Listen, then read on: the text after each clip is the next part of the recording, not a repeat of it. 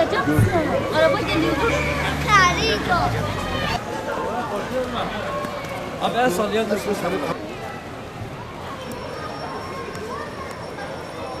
Çok güzel. Hayır bir berekettir halde. Hocam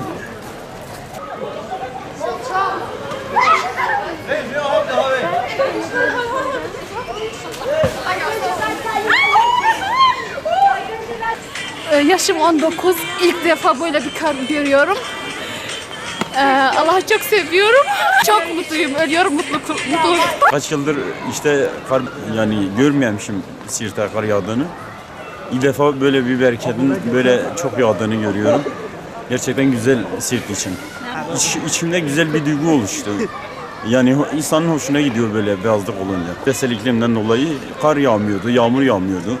Bu kışın böyle kar yağması yani hepimize iyi olacağını düşünüyorum.